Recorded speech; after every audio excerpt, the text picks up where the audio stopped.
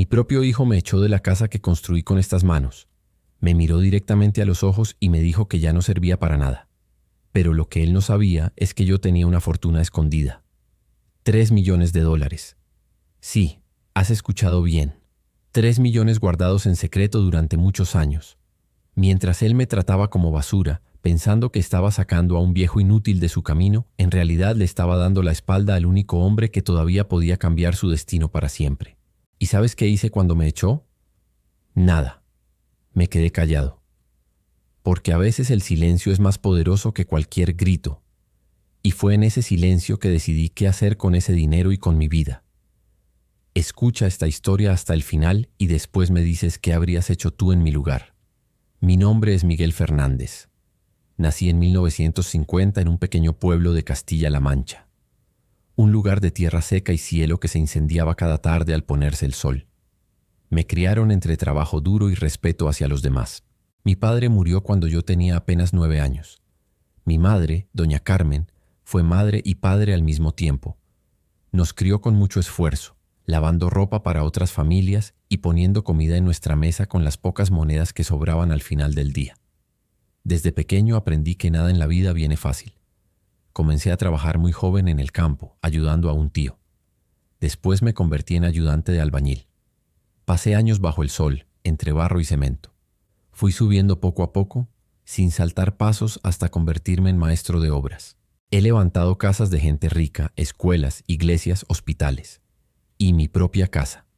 Esa la construí con mis propias manos, ladrillo a ladrillo, junto a la mujer que Dios puso en mi camino, Mercedes. Mercedes era de esas mujeres que te miraba a los ojos y ya sabía si tenías hambre o algún problema. Fuerte, decidida, pero al mismo tiempo dulce como la miel. Nos conocimos en una verbena del pueblo. Ella vendía dulces caseros para ayudar en su casa. Al principio fue amistad, después amor verdadero. Nos casamos en 1972 con 2 anillos sencillos y muchas ganas de construir una vida juntos. Y la construimos. Tuvimos 3 hijos, Alejandro, Elena y Diego. Los criamos con sacrificio, pero con dignidad. Nunca les faltó comida, y cuando nos faltaba a nosotros, ellos ni se daban cuenta. Mercedes y yo siempre encontrábamos la manera. Hubo épocas en que yo trabajaba en 2 obras al mismo tiempo. Solo volvía a casa para dormir. Ella hacía magia con lo que teníamos. Cocinaba, cosía, cuidaba de todo. Era una leona defendiendo a su familia. El tiempo pasó y los hijos crecieron. Cada uno siguió su camino. Alejandro se hizo comerciante, Elena fue a trabajar en una escuela y Diego, Diego era el más pequeño, el más mimado. Ese que nació cuando nuestra vida ya estaba más tranquila. Nunca pasó necesidades de verdad. Siempre tuvo todo en las manos. Y tal vez por eso nunca aprendió a valorar las cosas.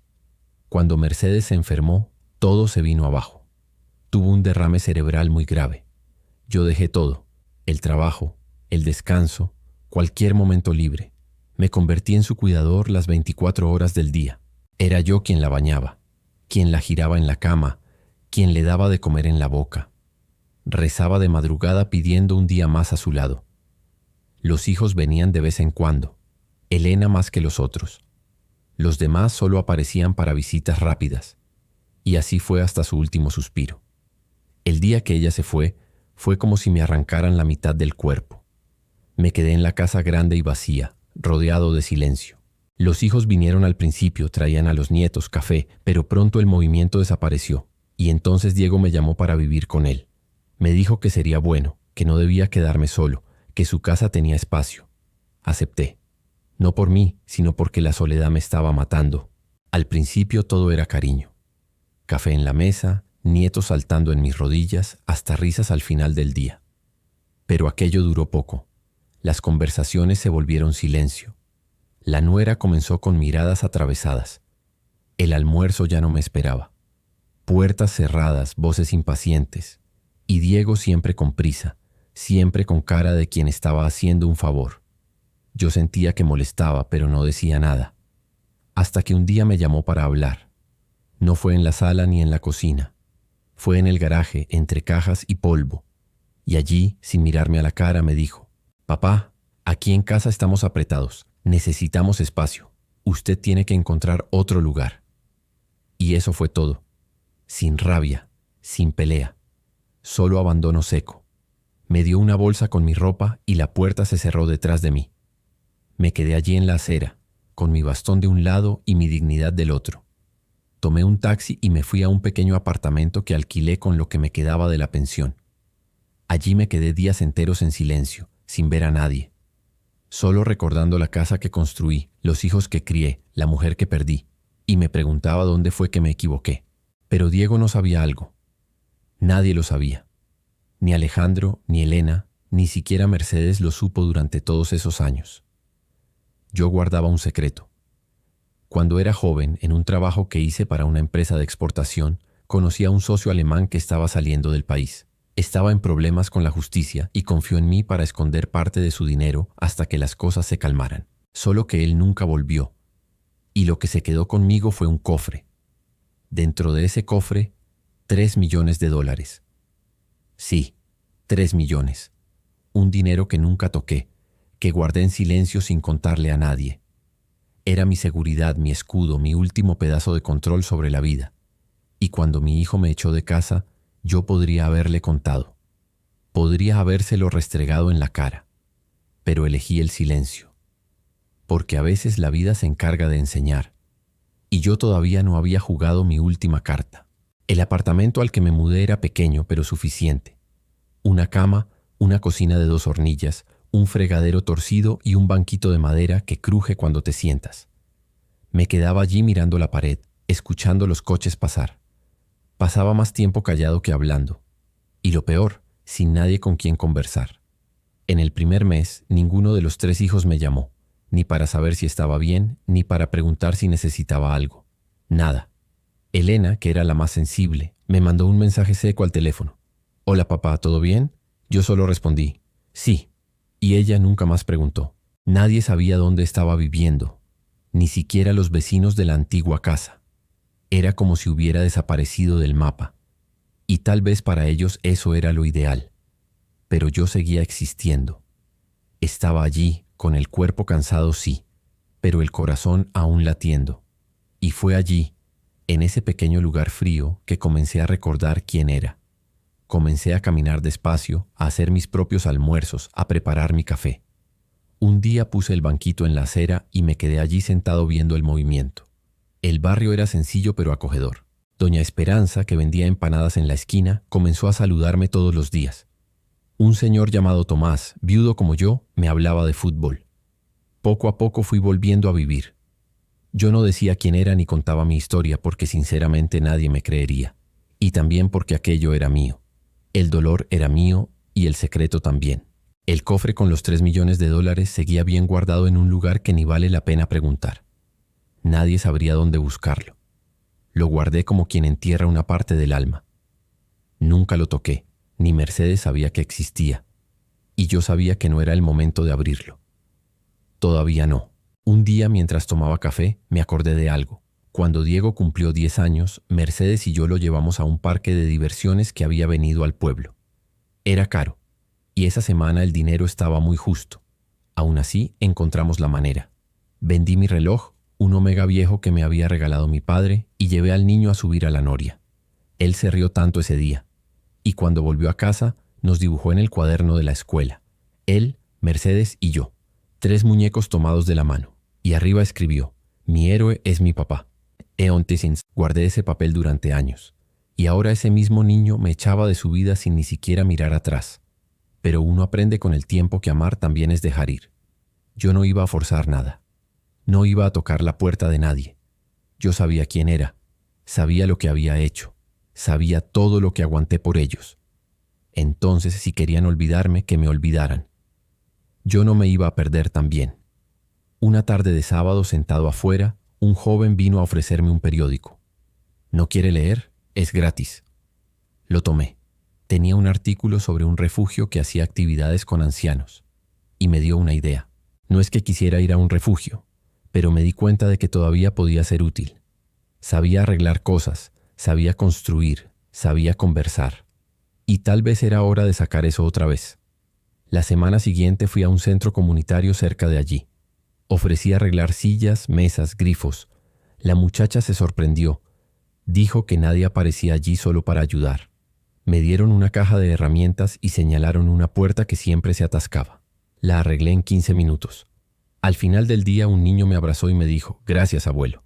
Aquello me deshizo y me volvió a levantar todo al mismo tiempo. Fue allí que me di cuenta. Yo no necesitaba la casa de mi hijo para sentirme alguien. No necesitaba su reconocimiento para saber mi valor. Había pasado toda una vida siendo más padre que hombre. Ahora era el momento de ser hombre otra vez. A mi tiempo, a mi manera. Pero el mundo es pequeño y sus vueltas, esas no paran nunca. Porque días después sonó mi teléfono. Número desconocido. Atendí con voz baja. «Papá, soy Diego». El corazón se me paró por un segundo cuando escuché su voz. Era como si el tiempo hubiera hecho un nudo. Ni sabía qué responder. Me quedé mudo. Del otro lado silencio también. Hasta que él soltó, «Papá, soy yo, Diego». Respiré hondo. Su nombre aún tenía peso en mi garganta. No era odio. Era un tipo de dolor que no tiene nombre exacto. Solo dije, «Te escucho». Y esperé. Él se demoró. Su voz temblaba un poco como si estuviera tragándose las palabras. «Sé que usted debe estar dolido. Solo quería saber si podríamos hablar». Me quedé en silencio por un largo rato. Después dije, «Si quieres venir, estoy aquí.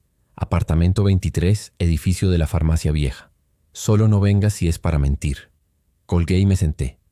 Sentí la mano temblar, cosa que hacía tiempo que no me pasaba.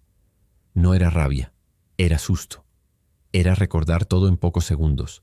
Era ver al niño que cargué en brazos convertido en un hombre que me tiró a la calle y ahora tocando mi puerta. Me quedé esperando todo el día. Él solo llegó al final de la tarde. Tocó la puerta 2 veces. Cuando abrí, tenía la misma cara de cuando era pequeño y rompía algo y no sabía si debía correr o pedir perdón. Nos quedamos un segundo sin decir nada. Entró despacio, miró el apartamento, vio la mesa con mantel viejo, la cocina pequeña, las paredes sin cuadros. Se encogió en la silla como si todo aquello pesara más de lo que podía aguantar. «¿Está bien?», me preguntó. Yo solo dije, «Estoy vivo», lo que ya es más de lo que pensé que estaría después de aquel día. Él bajó la cabeza, apretaba las manos como quien aguanta el llanto, y dijo, «Me equivoqué, papá. Fui cobarde. Me dejé llevar por la presión de la casa, de mi mujer, del trabajo. No supe manejar la situación. Huí». Aquello me dolió porque en el fondo era verdad, pero también era tarde. Yo no dije que lo perdonaba, no dije que entendía, solo me quedé mirándolo allí delante, deshaciéndose. Él parecía más delgado, ojeras profundas, la ropa medio arrugada. Ya no era el mismo Diego que me expulsó con la barbilla en alto. Después de un tiempo soltó lo que debía estar atorado en su garganta. «Papá, tengo problemas serios. Estoy a punto de perder la casa. El negocio salió mal. Deudas, banco, todo, y no sabía a quién acudir». Escuché todo sin interrumpir. El hombre que me sacó de casa ahora me buscaba porque no tenía a dónde más ir. No vino por arrepentimiento, no completamente. Vino por desesperación. Y allí, en ese instante, tuve que decidir, actuar con el corazón o con el orgullo. Y lo miré y por dentro pensé en el cofre. Pensé en los 3 millones. Podía cambiar su vida con una palabra. Podía librarlo de todo con una llave. Pero no. Todavía no. En vez de eso me levanté, tomé una botella de café y llené una taza. La puse delante de él. «Toma. Está amargo pero calienta». Él la tomó y por primera vez en años nos quedamos en silencio sin que fuera por rabia. Fue un silencio de cansancio, de demasiada historia, de palabras que ya no caben.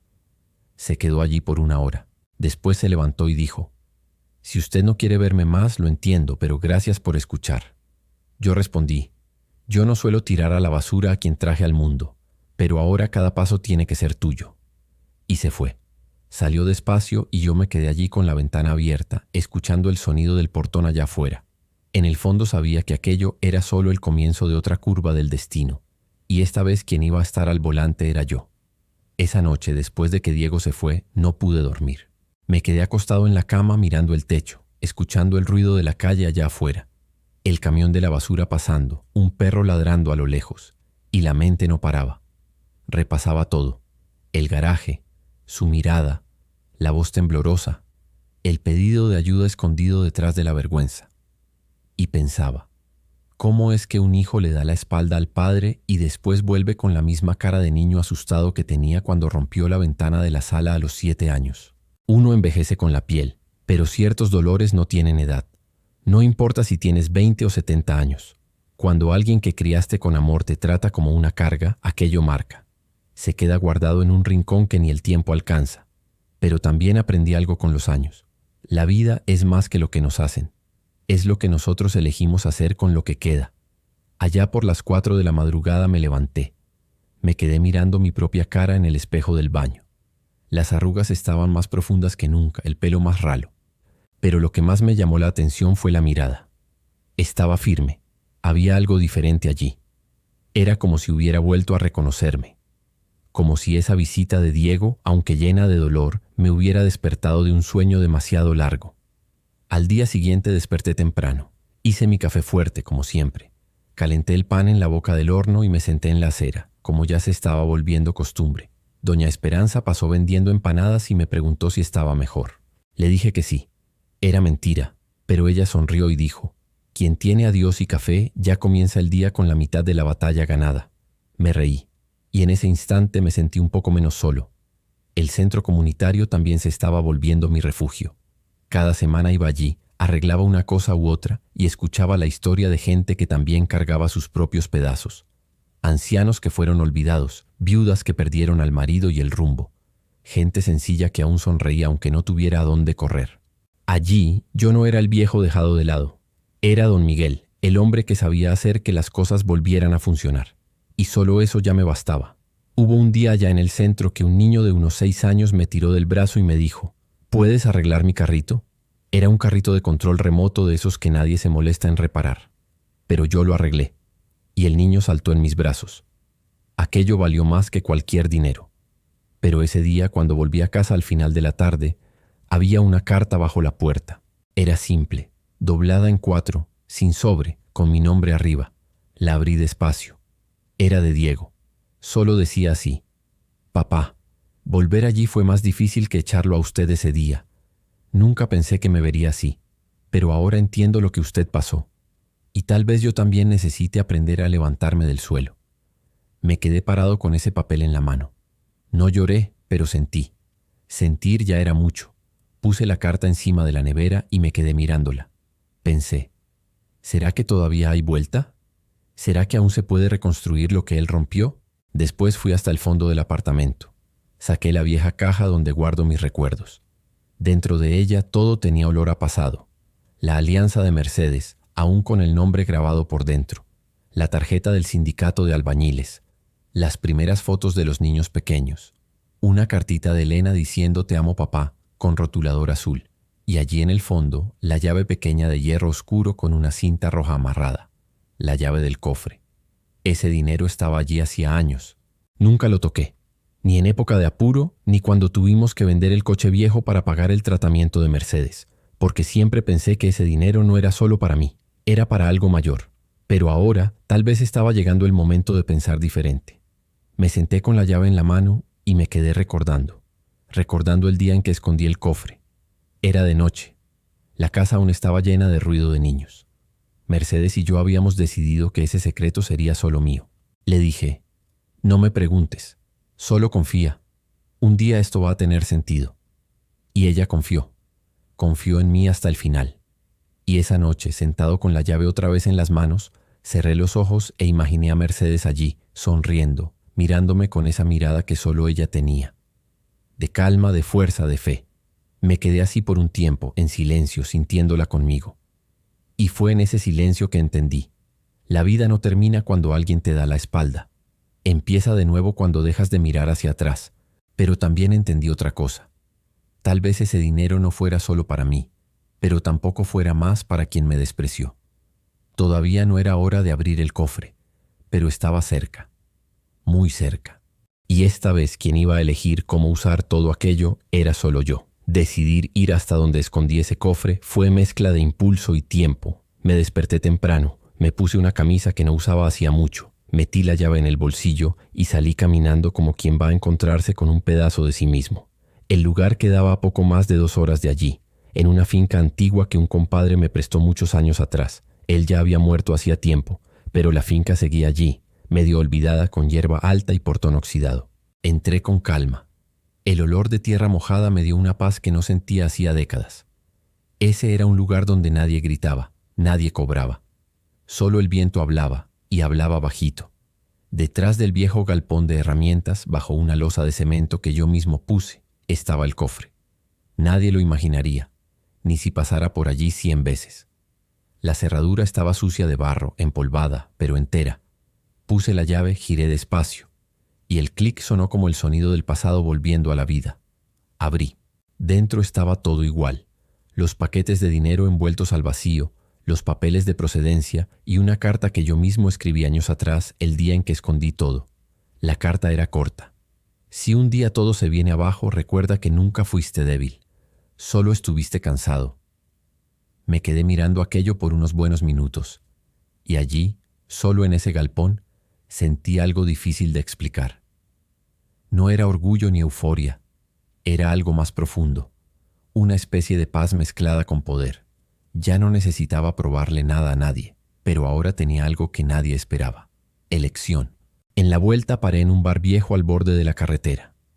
Había un señor allí leyendo el periódico y tomando zumo de caña. Cuando me vio, abrió los ojos. «Miguel, amigo, pensé que ya te habías vuelto polvo».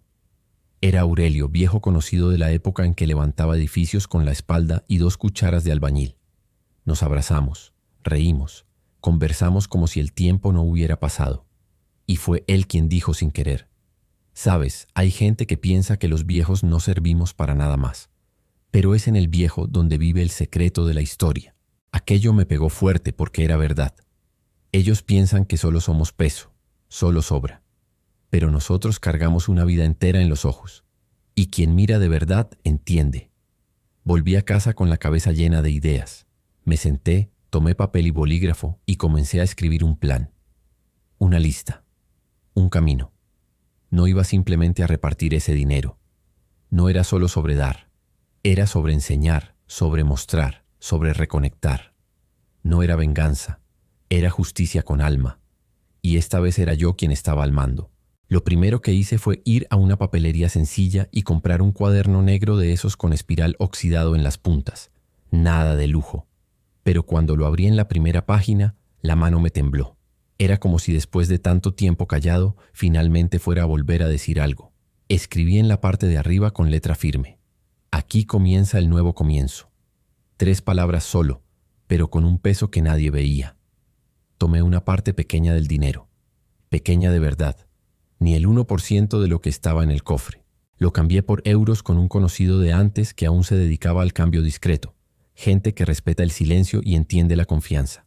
Guardé el valor en sobres separados con etiquetas. Sabía exactamente lo que quería hacer. Y entonces vino el primer paso. Un depósito anónimo en la cuenta de Diego. No una cantidad absurda. Solo lo suficiente para quitar la soga del cuello. Lo suficiente para pagar 3 cuotas de la hipoteca de su casa. Dinero limpio, sin nombre, sin nota. Un respiro.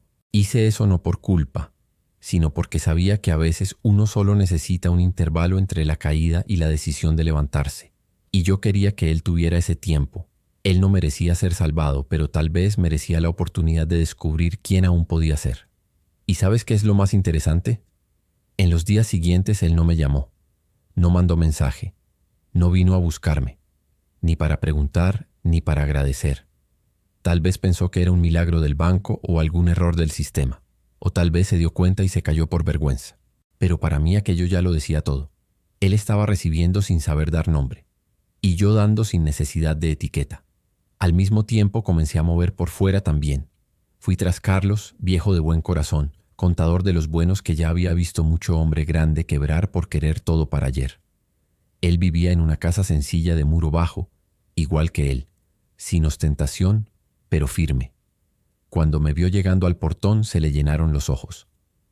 «Miguel, por el amor de Dios, abrázame aquí, hombre». Entramos. Su mujer estaba cociendo en el porche. Me sirvieron café fuerte, pan casero y una paz que no encontraba en ningún lugar. Carlos siempre tuvo esa mirada de quien ve más que los otros. Le mostré el cuaderno. Hablé poco, pero hablé con verdad. «Carlos, tengo un dinero guardado. No es de cosa mala.